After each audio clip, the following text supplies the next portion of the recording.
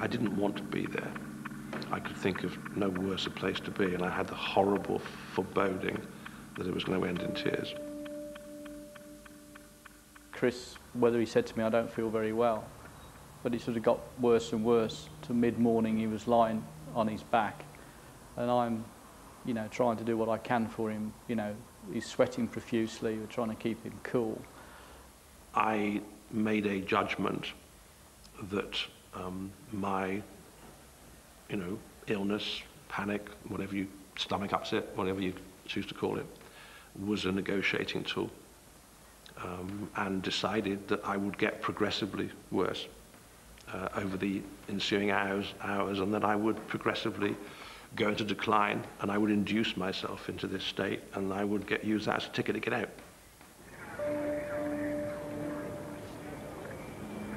So I said, okay, Chris, but don't forget, once you get out, tell them on the outside there are 6 of them. They've got 2 machine pistols, they've got 3 Brownings, they've got a snub-nose 45, they've got hand grenades and spare ammunition.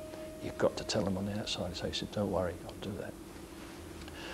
And he started telling them that, or showing out that he's got these pains in his stomach and so on. And he got the reaction he was hoping for.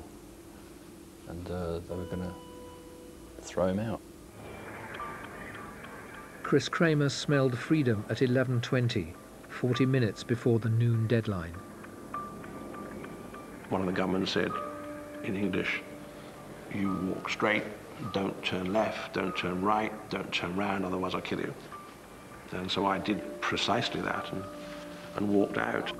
A crouching figure stumbled through the front door of the embassy, across the pavement and between the parked cars. For a few seconds, the policemen in the neighbouring doorways did not apparently register that it was one of the hostages, but it was one of the BBC newsmen, Chris Kramer, and he was obviously in pain. I was escorted to an ambulance, and they tried to put a mask on my face, and I said, I don't want that mask, I want to talk to someone now. Stop the ambulance, you know. There are gunmen in there with hand grenades, and there are 6 of them, and I was terrified that they were going to storm the embassy, thinking there was maybe only 1 or 2, and I said, you know, you need to get word to the authorities that there are 6 extremely well-armed gunmen in there. And he stopped the ambulance and he jumped out.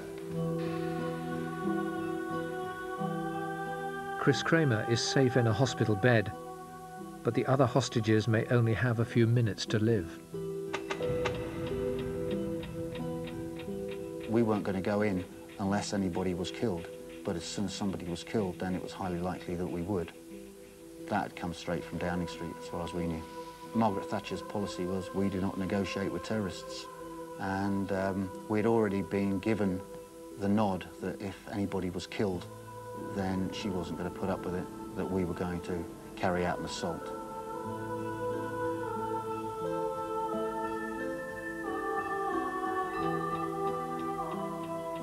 They got us to sit facing the wall with their hands behind the back of our heads, and they were clicking these guns, and they were preparing to kill us. And I could feel the hairs on the back of my neck and my arms standing proud with fear, and I thought they were really going to do it.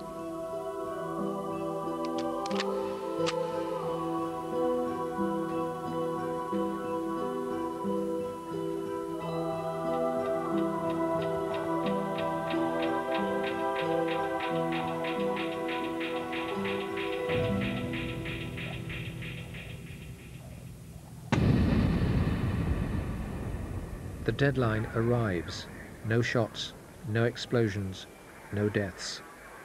But the gunmen repeat their threats to kill their captives. The Metropolitan Police Commissioner makes a plea to the hostage takers.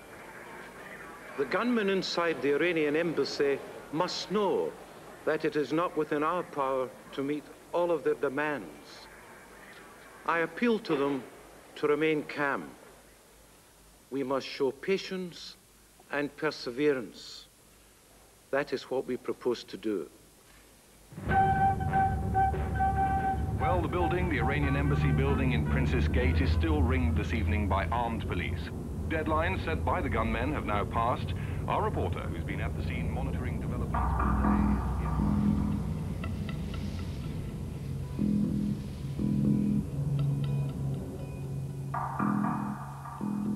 The the SAS are now ordered to move within striking range of the gunmen.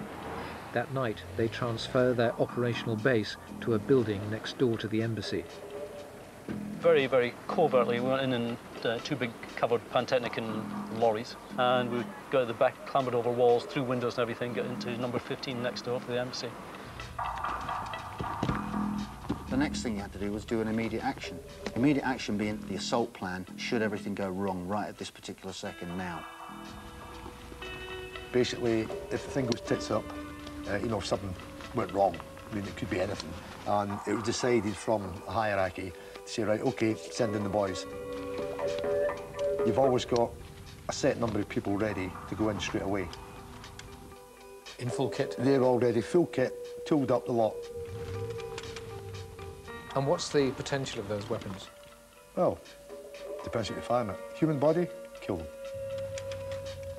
Until we started getting information about the building and the terrorists and the situation, there was very little for us to do. You could only sharpen a knife so much. The knife was already sharp. It was razor sharp. There was nothing left to do except wait for information.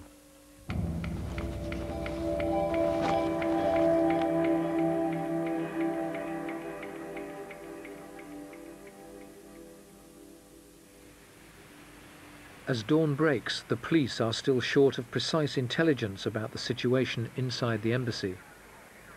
You're thinking about how you're going to get the sort of intelligence that's going to assist you in managing the siege as a whole.